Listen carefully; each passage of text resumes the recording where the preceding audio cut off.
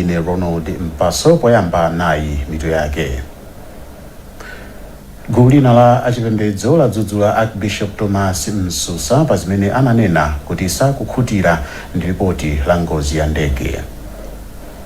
Nthambi yona za anthu othawa kwawo yati ili tcheru ndi anthu amene akuthawa mdziko la Mozambique. Ndipo nkhani zina katswiri pa zaulimi wati bungwe la National Economic Empowerment Fund lizipereka ngongole kwa alimi okhudzika komanso ochita ulimi ngati business. Tsopano nazi nkhani zonse mwatsatane. Atsogoleri a zipembedzo amene alephera kudzifotokoza bwino adzudzula Archbishop Thomas Msusa pa nkhani ya ngozi ya ndege imene inachitika pa 10 June chaka chino. Mwazina Archbishop Msusa anati sakukhutira ndi zotsatira za kafukufuku wa ngozi iyi. Brenda Kayo ali zambiri mripoti ili. Polankhula pa mwambo wa misa wa Christmas ku Limbe Cathedral mwa diocese ya Blantyre, Msusa anati ripoti la ngozi la ndege lomwe latulutsidwa posachedwapa ndi makomishonala motsogozedwa ndi Judge Alide sikupereka tsatanetsatane wa chenicheni chomwe chinapha wachiwiri kwa mtsogoleri wa dziko lino Saulos Chilima ndi anthu ena asanu ndi atatu. Msusa analimbikitsa Malawi kuti asade nkhawa ndi ripoti lomwe latulutsidwali ponena kuti mdima womwe wakhudzidwa ndi imfa ya wachiwiri kwa mtsogoleri wa dziko lino Saulos Chilima utha ndipo choonadi chidziwika. Zingavute maka analipo amene anajambula ndi kuona zonse zimene zinachitika ku Chikangawa. Koma polankhula ndatola nkhani lachinayi mu mzinda wa Lilongwe, mtsogoleri wa azitumiki a Mulungu omwe akuzitcha kuti Concerned Religious Leaders Abusa Hope Nkhoma anati nthawi yomwe dziko la Malawi likuyesetsa kuchira ku ngozi yomwe inakhudzidwa, mawu a Archbishop Msusa amayenera kukhala gwero la chiyembekezo, chitonthozo ndi chilimbikitso.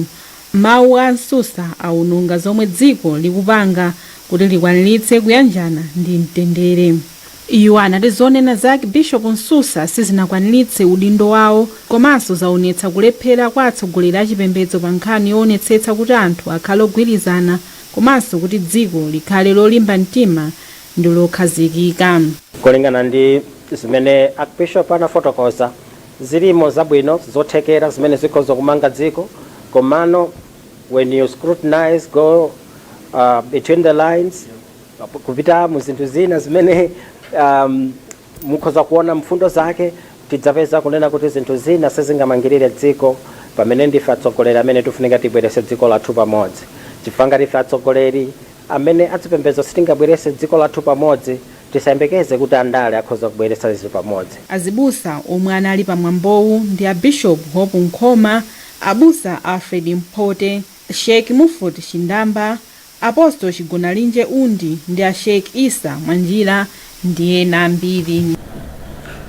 Anthu ena kunthalire mboma la Chitipa akhazikika mu nkhalango ya Kadanje pafupi ndi nkhalango yotetezedwa ya Nyika kumene akukumbako miyala ya mtengo wapatali ya golide. Anthu akugwiritsa ntchito makasu ndi zipangizo zina zakuthwa pokumba pansi komanso akusakaza mitengo. Samkalimira aindi zambiri. Mfumu yayikulu wa Vikaza yatsimikiza kunena kuti anthu akumba miyala kuderali, komano inati idauzidwa kunena kuti miyala yake ndi malasha ndipo ntchitoyi adzayikhazikitsa bwino. Mfumuyi yati kuyambira nthawi imeneyo akhala kudikirira mwambo wokhazikitsa kutsegula kwa mgodewu, komano sudachitike, ndipo amangomva kwa anthu ena akufotokoza kunena kuti akugulitsa miyala ya mtengo wapatali. Komano mmodzi mwa anthu kuderali yemwe anakana kuti mutchule dzina lake anena kuti anthu akumba golide kuderali mwachinsisi kamba kuona kuti alibe makalata owavomereza kutero. Iwo anena kuti golideyo akumamugulitsa kwa anthu ena omwe akuti ndi alendo mdziko muno, komano akuti sakumakhalitsa kumalowa. Kanema yemwe watchuka pa masamba a intaneti akuonetsa kuti anthu kuderali akuti amagulitsa golide pa tsiku mpaka ndalama zokwana 500,000 kwacha. Ndalama izi mazoona apanga maunupera izi nisiringa izi zamara nisiringa izi ni 500,000 500,000 washanga maunupera hii bwanamkubwa wa boma la Chitipa a Macmillan Magomero anati ofesi yawo sikudziwa za nkhani ndipo anena kuti nkhani zokhudza migodi zimayang'anidwa kuchokera kulikulu ku Lilongwe. Akunduna za migodi sadatiyankhe mafunso athu pa nkhani. Komano katswiri pa nkhani za migodi kuchokera ku Church Society mu studio ya Livingstonia apo mvula akuti anthu ena kunduna za migodi akugona pa ntchito yawo. Malawi ndi dziko limene lili lolemera kwambiri tikayang'ana pa nkhani ya migodi. Chimene chativuta isa Malawi ndikusapenya mwansanga ndikugwiritsa ntchito danga limene tili nalo kuti zimene tikuzipezazi zimene tikuzionazi zitithandizire ife ngati Malawi. Amene ali akadakali kugona tinganene kuti amene tinapasa ntchito amene ali offices sakutha kudzukirapo mwachangu kukaona kuti zinthu zimenezo zichitika motani. Ndeti apemphe kunena kuti mmene zinthu zimene zizamvekera malo amenewa komanso malo ambiri athamangireko akafufuze kuti kodi chichikadi ndi chani. Boma lakhala likulimbikitsa nkhani za ulimi zokopa alendo komanso migodi kuti akuti zikhoza kuthandiza kuti chuma cha dziko lino chikwere. Banki yaikulu ya Reserve ikumagula migodi mdziko muno kwa anthu komano omwe adachita magulu. Mkulu wa nthambi yona za anthu olowa othawa kwawo a Ignacio Maulana wati nthambi yake pamodzi ndi ena okhudzidwa ali tcheru ndi anthu amene akuthawa mdziko la Mozambique. Nzika za dziko la Mozambique zokwana 2,000 zathawira kuno ku Malawi kuyambira dzana kutsatira zipolowe zimene zikuchitika chifukwa cha kusamvana pa ndale. Rebecca Chimcheka walemba ripoti limene akuwerenga Brenda Kayo.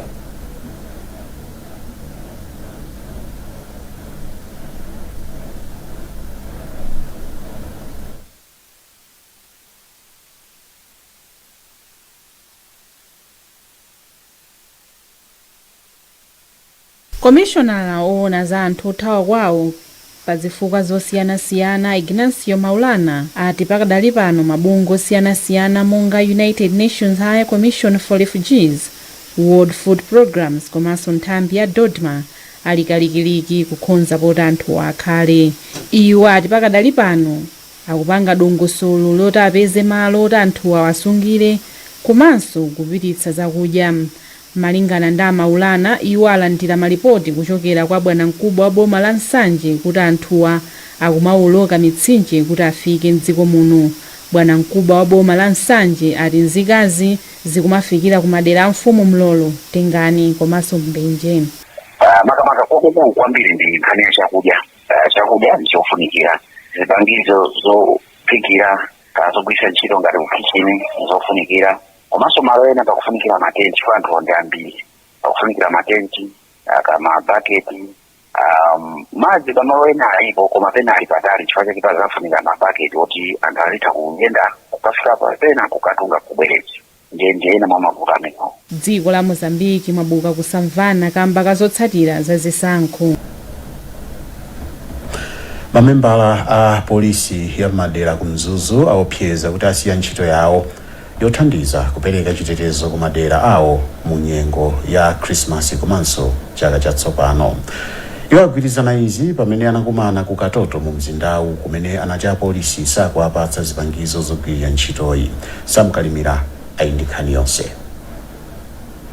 Wapampando wa gululi a David Nkoma omwe ndi a neighborhood ku mchengo utuwa anena kuti apolisi amene kuti awapatse zovala zoonekera patali akamayenda usiku, zovala zina zodzitetezera ku mvula komanso matochi mwa zina.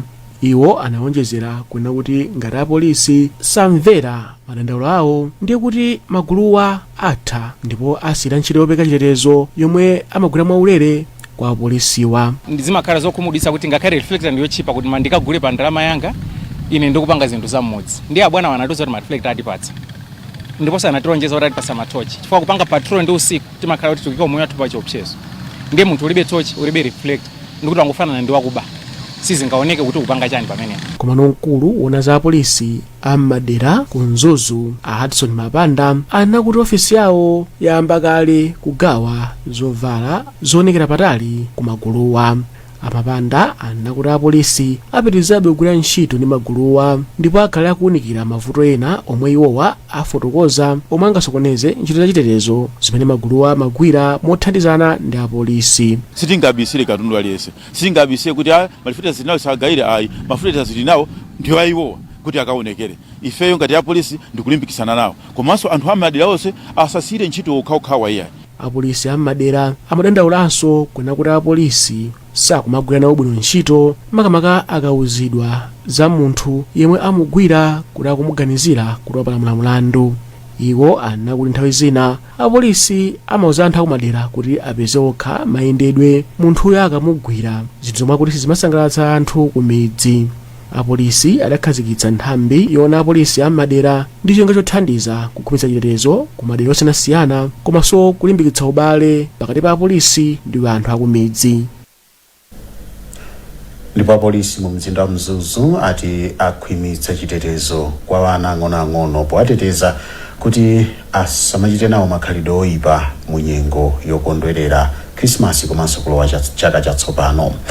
Iwo ati zinthu monga kumwamowa, iwo ati zochitika monga kumwamowa komanso kugwiritsa ntchito mankhwala ozunguza bongo kwa ana achichepere kukhoza kuwachititsa kuti ayambe kuba, kugwiririra komanso kuononga katundu. Witness Chipwere walemba ripoti ili limene akuwerenga Sam Kalimira.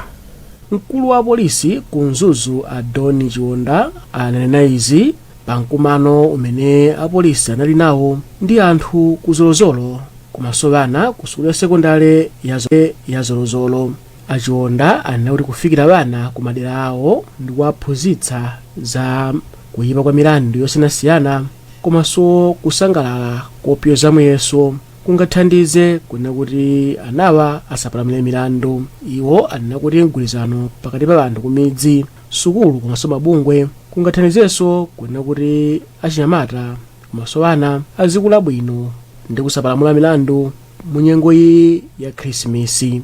Nthawi ine imakhala yopsa kwambiri kwa ana chifukwa anthu amatha kutengeka amapezeka kuti anthu akayamba zogonana adakhala chipere komanso mina akutenga madragi ngati kumwamowa olo mankhwala ena ozunguza bongo potenga kuti nyengo yachisangalalo monga anaso mene amachimvera kuti afuna kuti tatetezi tapase upangiro kapena chitetezo chokwanira kuti nyengo imene asakumane mavuto amene kuti samaza kambe mawa kuti mwina tikanatha kuwateteza koma zinthu zachitika kale. Mmodzi mwa akuluakulu pa sukulu ya sekondale ya Zolozolo Awezi Nyondo anayamika kamba maphunziro omwe afikira bana makamaka okhudza maufulu awo pa nkhani ya chitetezo. Ifeyo tikuyamika kwambiri chifukwa cha chilinganizo chimenecho chifukwa kwa ife community it's full of zochitika zake ndi zaziwawa kwambiri chifukwa kugwiritsa ntchito mankhwala ozunguza bongo sinkhani mu community imeneyo. Akuluakulu kuchokera ku Plan Malawi komanso ku ofesi yona za chisamaliro cha anthu kumpoto mwa mzimba ndi anthu ena kuchokera ku Zolozolo anali nawo pa mkumanowu. Nkhani izi zikufikani kuchokera kuno ku wireless yakanema ya Times TTV. Tikhati kupitiriza kupatsani zonse posachedwa pa zikangotha izi choncho musatalikire.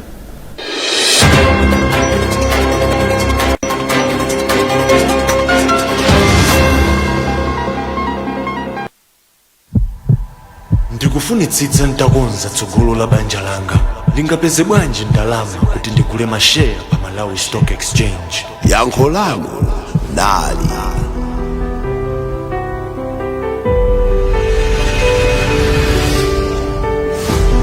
Ndi ngongole ya share purchase loan ku National Bank muli ndi kuthekera kugula mashare mu mndandanda wa makampani amene ali pa Malawi Stock Exchange.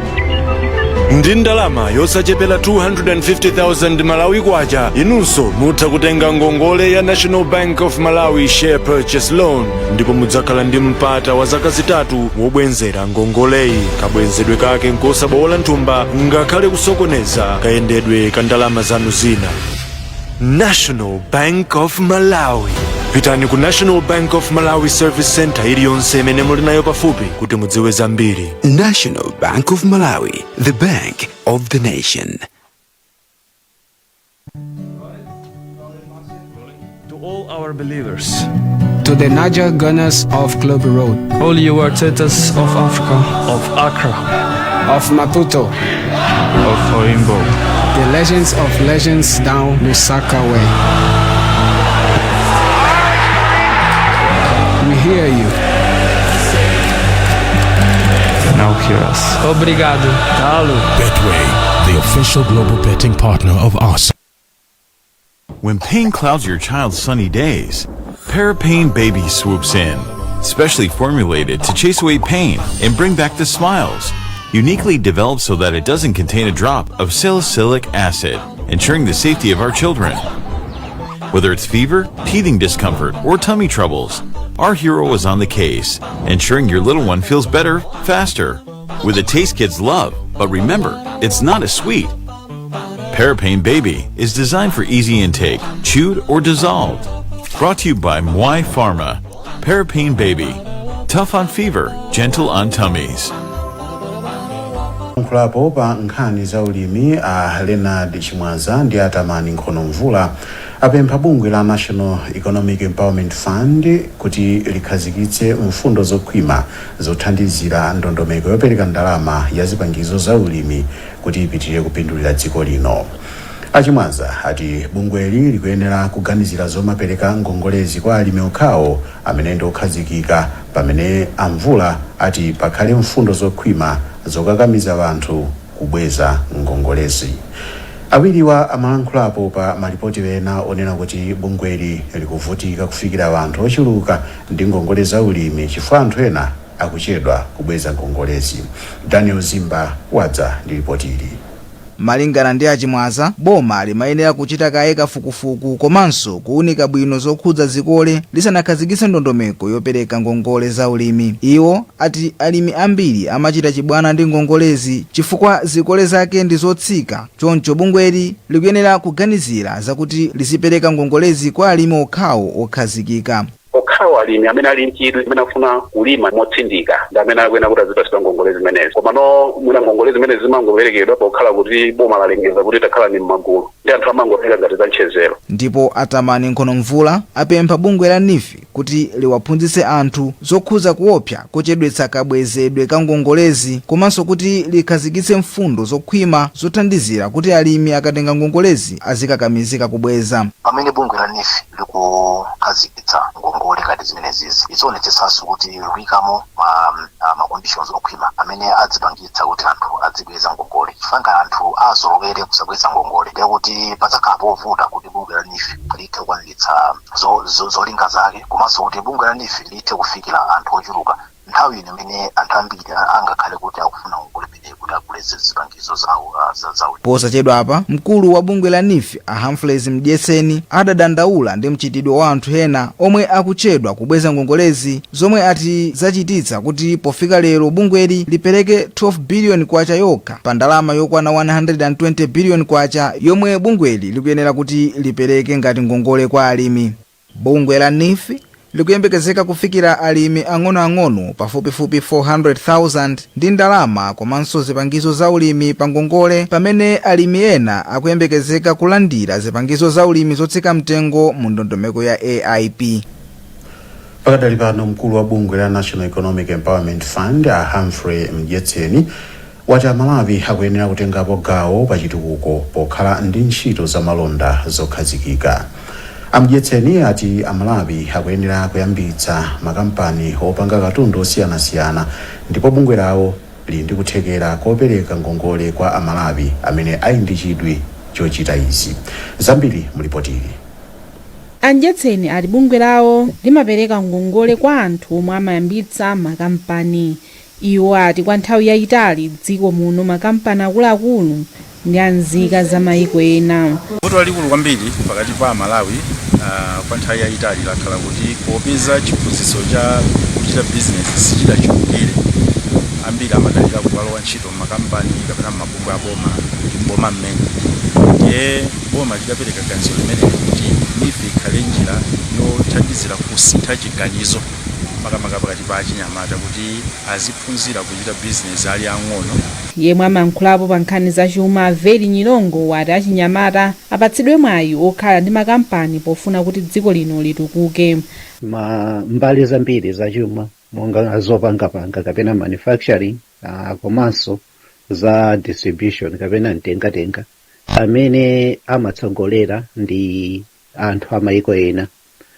Zimenezi ndizofunika kuonekerapo kuti achinyamatawa kapena Malawi nawonso atengepo mbali kapena atengepo gawo loyenera kuti azitha kuyendetsa nawo chuma cha Malawi. Bungwe la NIF limapereka ngongole kwa Malawi wochita malonda pofuna kupititsa patsogolo ntchito za chuma. Bungwe la Bermuda Overseas Mission lapereka nyumba zisanu ndi imodzi ku mabanja amene amasowa malo abwino ogona m'mudzi mwa Muhiyo mdera la Mfumu Mkanda mboma la Mulanje. Polankhula pamwambo wopereka nyumbazi woyimira bungwe ili kuno ku Malawi a Gift Bokosi anati nyumba zabwino ndi zofunika kwambiri maka mu nthawi ino imene ngozi zachilengedwe zikuchuluka. Gift Sitima ayiti zambiri mu ripoti ili limene akuwerenga Sam Banda Junior.